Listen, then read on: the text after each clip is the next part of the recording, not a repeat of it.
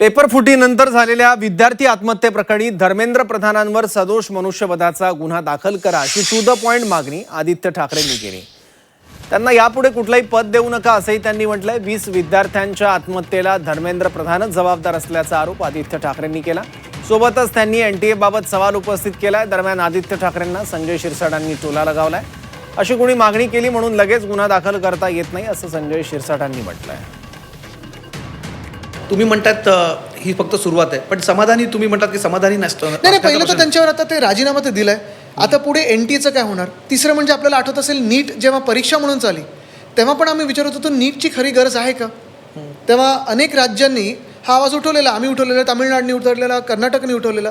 त्याच्याही पलीकडे जाऊन आपण पाहिलं तर आता धर्मेंद्र प्रधान, आपल्याला हे सर्वांना माहिती आहे की ह्या सगळ्या घोटाळ्यामध्ये कालच 2024चा जो नीटचा पेपर फुटला होता त्यांना क्लीन चिट दिली त्या माणसाला। आत्ताचं जे 26चा फुटला, दुर्दैवाने केंद्रबिंदू महाराष्ट्र राहिला। 4 की 5 जे पकडले गेले ते महाराष्ट्रातलेच होते। भाजपच्या कोण कोण जवळ होतं ते सगळे तसे नेमले होते। तिसरी गोष्ट म्हणजे आपल्या सर्वांना हे माहिती आहे की कमीत कमी 20 मुलामुलींनी, विद्यार्थ्यांनी आत्महत्या केलेली आहे। मग धर्मेंद्र प्रधानवर कल्पेबल होमिसाईड आता टाकलं पाहिजे, तो गुन्हा दाखल झाला पाहिजे। कारण जर तुम्ही एक्सेप्ट केलं ना की तुमचा माणूस निकम्मा होता, आता त्यांना पुढे कुठचंही पद दिलं नाही गेलं पाहिजे। या मागण्या तर आहेत आमचं। लाठीचार्ज कोणी ऑर्डर केला ही चौकशी झाली पाहिजे। तुम्ही म्हणालात की कल्पेबल होमिसाईड अर्थात त्यांच्यावरती खुनाचे गुन्हे दाखल व्हावेत असं व्हायलाच पाहिजे। तुमची मागणी आहे धर्मेंद्र प्रधान यांच्यावर। जबाबदार कोण आहे अजून? अर्थात आहे माझी मागणी। म्हणून तातडीने कुणावर तरी आता मग पेपर फुटीचा प्रकरण संदर्भ धर्मेंद्र प्रधानशी जोडा, मग मोदींशी जोडा, असे गुन्हे दाखल होत नसतात। असे अनेक आंदोलन झालेले आहेत, त्यामध्ये जो आरोपी असेल त्याच्यावर ही कारवाई सरकार करत असते। म्हणून नीट विद्यार्थिनीची आत्महत्या कर्जत तालुक्यातील जलालपूर मधली घटना आहे। नीट परीक्षेत कमी गुण मिळाल्यानं आत्महत्या, मानसिक तणावात येऊन टोकाचं पाऊल उचललंय। पोलिसात अकस्मात मृत्यूची नोंद झालेली आहे।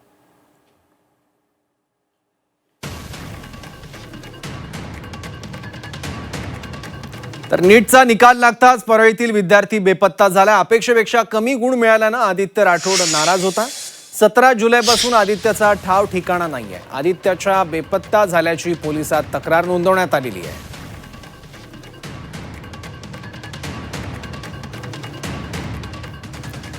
आपण महाराष्ट्रातच असणार आहे असं विधान मुख्यमंत्री देवेंद्र फडणवीस यांनी केलंय।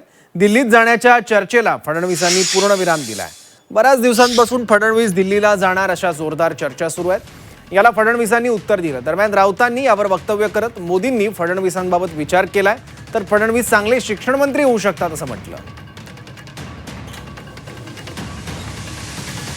Best education minister Devendra Fadnavis हो सकते हैं, ये उसके ऊपर मोदी जी ने मन बना लिया है हमारी जानकारी है। One of the best education minister जो आरएसएस के विचारधारा के हैं, जो पढ़े लिखे हैं, जिसे एक राज्य संभालने का अनुभव है। लेकिन दिक्कत ये है देवेंद्र जी की कि उनके बाद मुख्यमंत्री कौन बनेगा उस प्रेशर में वो है। लेकिन मोदी जी ने मन बना लिया है कि इस देश का एक अच्छा शिक्षा मंत्री, एजुकेशन मिनिस्टर देवेंद्र फडणवीस ही बन सकते हैं। ये लगभग दिल्ली की अंदर की बात है, अंदर की खबर है। भाऊ, हे सांगा, दिल्लीवरून तुम्ही काल आले, खूप बातम्या आल्या, चर्चा खूप आहे, वाढदिवस झाला आणि मी आज नागपुरात आहे, संध्याकाळी मुंबईत जाणार आहे। मी मुंबईतच आहे, मी महाराष्ट्रातच आहे। देशाचे नवे शिक्षण मंत्री प्रल्हाद जोशी यांनी आज मंत्रिपदाचा कार्यभार स्वीकारला। प्रधानांच्या राजीनाम्यानंतर प्रल्हाद जोशी यांच्याकडे शिक्षण विभागाचा अतिरिक्त कार्यभार देण्यात आला। शनिवारी रात्री तशी अधिकृत घोषणा करण्यात आली होती। त्यानंतर आज सकाळी त्यांनी केंद्रीय शिक्षण मंत्री पदाचा पदभार स्वीकारला आहे।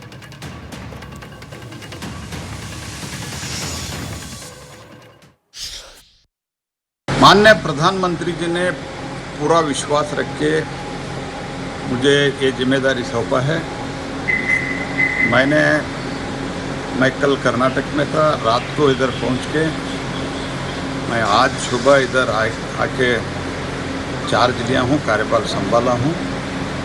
पूरा डिटेल्स जो भी इधर अभी हमको देखना है, निर्णय लेना है, इस सब के बारे में इंफॉर्मेशन लेने का और पूरा मिनिस्ट्री समझने का कोशिश मैंने किया हूँ। प्रल्हाद जोशींना नीट म्हणजे काय विचारा, ते चांगले कोळसा मंत्री होऊ शकतात असा टोला खासदार संजय राऊतांनी प्रल्हाद जोशी यांना लगावलाय. धर्मेंद्र प्रधानानंतर प्रल्हाद जोशी देशाचे नवे शिक्षण मंत्री झाले. त्यानंतर राऊतांनी हे विधान केलं.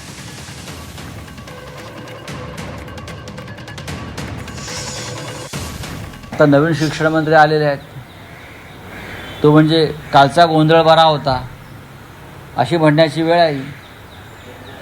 त्यांना विचारा नीट म्हणजे काय. प्रल्हाद जोशी एक टेम्पररी एजुकेशन मिनिस्टर है. प्रल्हाद जोशी ये ज़्यादा से ज़्यादा अच्छे कोयला मंत्री हो सकते हैं. कोयला मंत्री पहले भी काम किया, कोयला मंत्री. अब कोयला मंत्री एजुकेशन मिनिस्टर बन गया.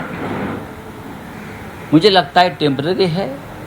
एजुकेशन मिनिस्टर की सर्च और रिसर्च सरकार में चल रही है. पंतप्रधान मोदींनी पुराण पुरुषाचं ऐकलं असेल असं म्हणत राऊतांनी पंतप्रधान मोदी आणि शरद पवारांच्या भेटीवरून टोला लगावलाय. मोदींसोबत झालेल्या चर्चेचा परिणाम दिसल्याचं वक्तव्य धर्मेंद्र प्रधानांच्या राजीनाम्यानंतर शरद पवारांनी केलं होतं. तर सरकारला खरा धक्का हा जंतर मंतरवरूनच बसल्याचं राऊत म्हणाले.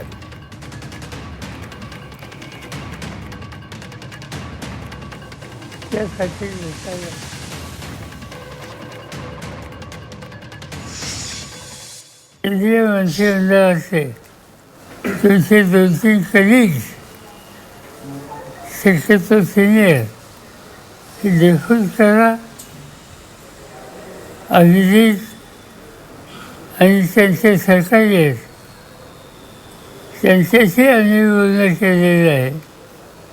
त्यांना आम्ही सांगितलेलं आहे की सरकार तुमच्याशी सुसंवाद ठेवायला तयार असेल तर बोलायचं नाही असा हट्ट करू नका. आणि सुदैवानं त्यांची बोलायची तयारी होती, हट्ट नव्हता. आणि त्यामुळं हे जे काही बोलणं झालं नरेंद्र मोदींचं त्यांच्याशी माझं, त्याचा परिणाम मला दिसला. चांगली गोष्ट आहे. शरद पवार हे अत्यंत अनुभवी आहेत आणि सध्या देशाच्या राजकारणातले ते पुराण पुरुष आहेत, ते सगळ्यात ज्येष्ठ. मोदींनी त्यांचं म्हणणं ऐकलं असावं, त्याच्यावरती विचार केला असावा. पण तरी जो धक्का द्यायचा होता तो जंतर मंतरवरूनच देण्यात आलेला आहे.